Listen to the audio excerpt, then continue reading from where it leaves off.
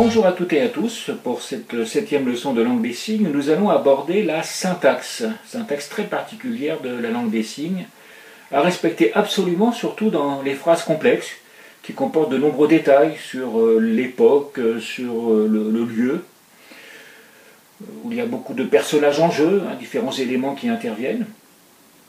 Alors la règle à respecter, la voici. On va en premier lieu mentionner l'époque, passé, présent ou futur, et en faisant un zoom, en partant du moins précis jusqu'au plus précis. Alors pour être clair, un exemple, l'action se passe au XXe siècle, en 1980, un vendredi. Donc voilà, je suis parti du moins précis au plus précis. J'ai fait un zoom. Ensuite, on mentionne le lieu. Et là, pareil, en faisant un zoom, un petit peu comme sur Google Maps, l'action donc se situait en Europe, en France, à Paris, rue d'Alésia, dans un restaurant. Donc voilà, on imagine un zoom et on zoome sur ce restaurant là qui va finalement être le lieu où va se passer l'action. Ensuite, on fait comme dans une pièce de théâtre, on imagine le rideau s'ouvre et là on plante le décor. Alors dans ce décor, il y a des éléments, il y a des personnages, peut-être des animaux, et tout cela, ça va s'animer. Donc on va déjà mettre en place les personnages, et ensuite on va les faire passer à l'action. Et pour terminer, la conséquence de l'action, s'il y en a une.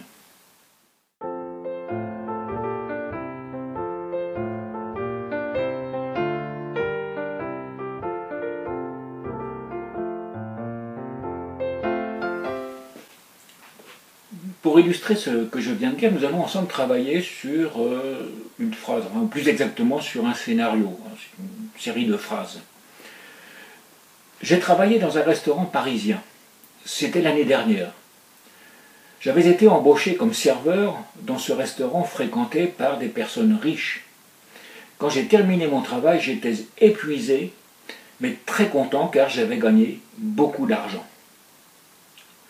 Donc voilà ce récit que je vais maintenant, avec vous, transcrire, interpréter en langue des signes.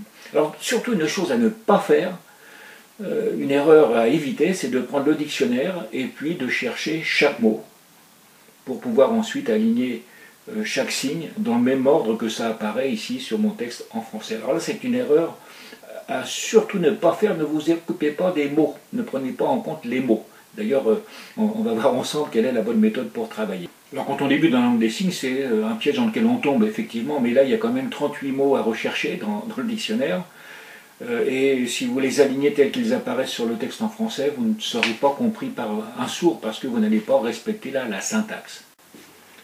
Alors reprenons notre texte, nous allons commencer par situer l'époque, l'année dernière.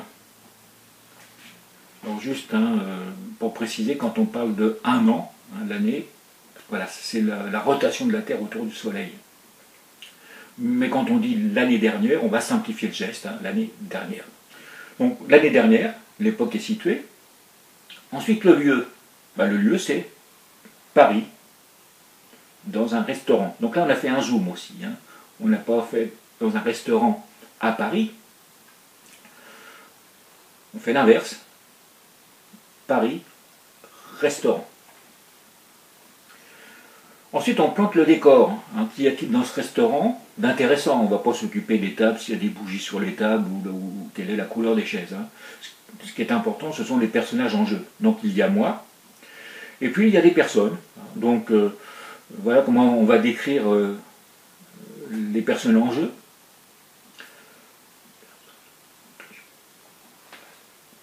Des personnes riches assises. Alors on suppose que si elles sont assises dans un restaurant, c'est pour manger, c'est pas pour se faire couper la barbe. Donc inutile de rajouter des détails. Donc, personne riche. Puis moi, c'est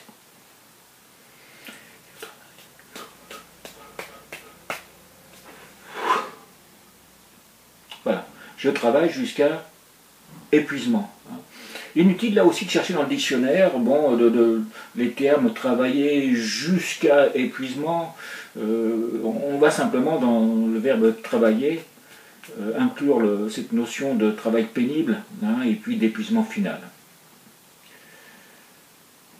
Alors résumons, on a situé l'époque, c'était l'année dernière, le lieu, Paris, restaurant.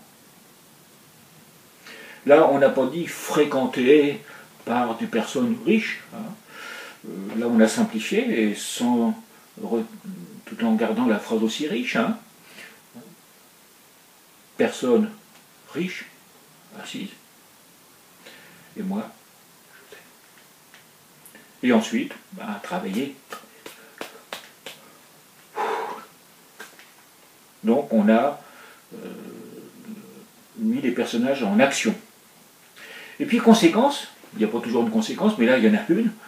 Il y a un signe pour désigner conséquence, c'est conséquence. Mais ce signe est utilisé en général uniquement par les entendants quand ils ne maîtrisent pas très bien la langue des signes. Ce signe conséquence est sous-entendu à travers l'expression du visage ou à travers un autre signe, mais rarement les sourds vont utiliser ce signe conséquence. Donc, travailler jusqu'à épuisement.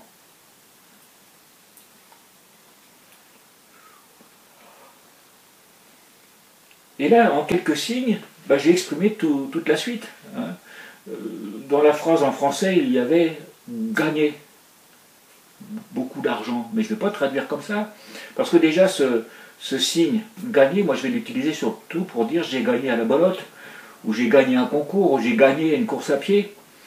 Là, j'ai préféré, parce que c'est d'ailleurs beaucoup plus visuel et c'est beaucoup plus, disons, dans l'esprit de la langue des signes, parler de l'argent que j'amasse, et le paquet d'argent qui augmente en hauteur. Alors ce signe-là, il n'est même pas dans le dictionnaire. On peut finalement ajouter au signe officiel certains mimes, mais l'important aussi c'est de se faire comprendre. Et pour montrer que j'étais content d'avoir ramassé de l'argent, à travers le même geste, par une expression du visage, je vais montrer ma joie. Voilà. Voici donc la phrase telle qu'elle va être traduite en langue des signes.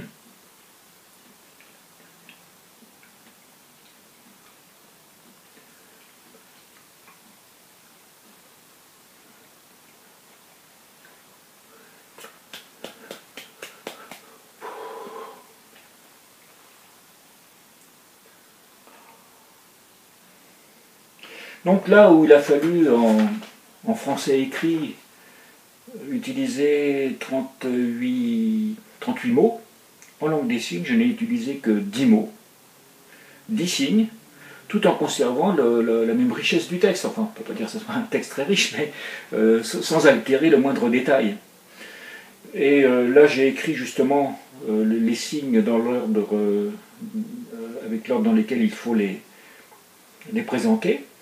L'année dernière, à Paris, restaurant, personne riche assise, moi je sers, je travaille, mais argent amassé.